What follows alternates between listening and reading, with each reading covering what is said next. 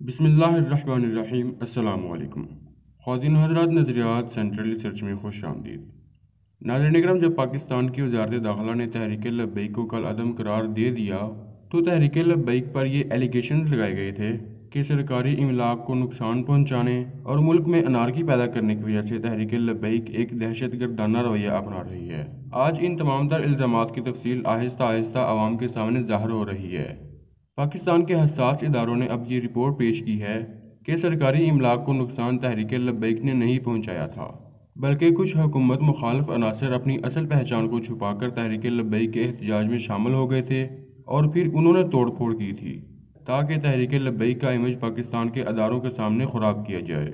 नाज़रीन इकराम, अब ये रिपोर्ट वजारत दाखिला के सामने पेश की जा चुकी है और वजारत दाखिला ने इस मामले को हैंडल करने के लिए एक कमेटी तश्कील दी है।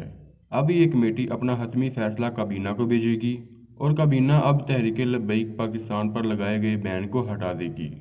वजह यह है कि अब वजारत दाखिला के पास कोई ख़ास वजह नहीं रहेगी कि तहरीक लब्बैक को मैदान अमल में आने से रोका जा सके। नाज़रीन इकराम, अगर आपको हमारी ये वीडियो अच्छी लगी है तो वीडियो को लाइक करें, हमारे चैनल को सब्सक्राइब करें और साथ में बेल आइकन को भी दबा दें। इस तरह हमारी रिसर्च आप तक पहुँचती रहेगी। अस्सलामु अलैकुम वरहमतुल्लाहि वबरकातुहू।